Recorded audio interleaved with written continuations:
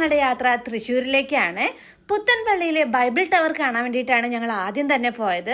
ഒരുപാട് തവണ ഞാൻ പുത്തൻപള്ളിയിൽ പോയിട്ടുണ്ടെങ്കിലും ഇതുവരെ ബൈബിൾ ടവർ കണ്ടിട്ടുണ്ടായിരുന്നില്ല.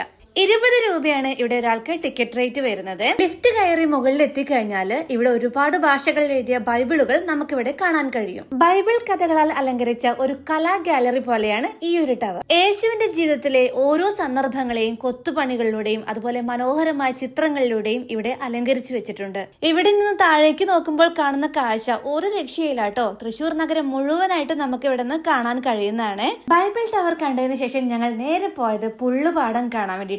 കൂടെ ഞങ്ങളുടെ ഫ്രണ്ട് മിഥുനും ഫാമിലിയും കൂടി ഉണ്ടായിരുന്നു. പോകുന്ന വഴിയിലാണ് ഈ മനോഹരമായ താമരപ്പാടം ഉള്ളത്. ഇവിടേക്ക് ഫോട്ടോഷൂട്ടിന് പറ്റിയ അടിപൊളി സ്ഥലമാണ്. ഇനി ഈ കാണുന്ന വീട് ആരുടെയെന്നറിയോ? ഇതാണ് നമ്മുടെ എല്ലാം പ്രിയപ്പെട്ട മഞ്ജു വാര്യരുടെ വീട്. പോകുന്ന വഴിക്ക് അമ്പലത്തിന്റെ തൊട്ടടുത്തായിട്ട് തന്നെയാണ് മഞ്ജു ചേച്ചിയുടെ വീട്. മഞ്ജു ചേച്ചിയുടെ വീട് കണ്ടു കഴിഞ്ഞ് ഞങ്ങൾ നേരെ പോയത് പുള്ളുപാടം കാണാൻ വേണ്ടിയിട്ടാണ്. ഇവിടുത്തെ ഒരു വൈബ് എന്ന് പറഞ്ഞാൽ ഒരു രക്ഷയില്ല, അടിപൊളി സ്ഥലമാണ്. അവിടെ കുറച്ചു നേരം സ്പെൻഡ് ചെയ്ത ശേഷം ഞങ്ങൾ നേരെ പോയത് ഫുഡ് കഴിക്കാൻ വേണ്ടിയിട്ടാണ്. താമരപ്പാടത്തുള്ള ഈ ഒരു ഷോപ്പിലാണ് ഞങ്ങൾ ഫുഡ് കഴിക്കാൻ വേണ്ടി കയറിയത്. താമരപ്പാടത്തെ കാഴ്ചകളും കണ്ട് ഫാമിലിയും ഫ്രണ്ട്സുമായി കൂടെ ഇരുന്ന് നല്ല വെറൈറ്റി ഫുഡ് കഴിക്കാൻ പറ്റിയ ഒരു കിഡിൽ സ്പോട്ടാണിത്. ഫുഡിന്റെ കാര്യം പറയുകയാണെങ്കിൽ നല്ല സ്പൈസി ആൻഡ് ടേസ്റ്റി ഫുഡായിരുന്നേ. ഫുഡ് കഴിച്ചു കഴിഞ്ഞ് ഞങ്ങൾ നേരെ പോയത് വീണ്ടും മിഥുന്റെ വീട്ടിലേക്ക്.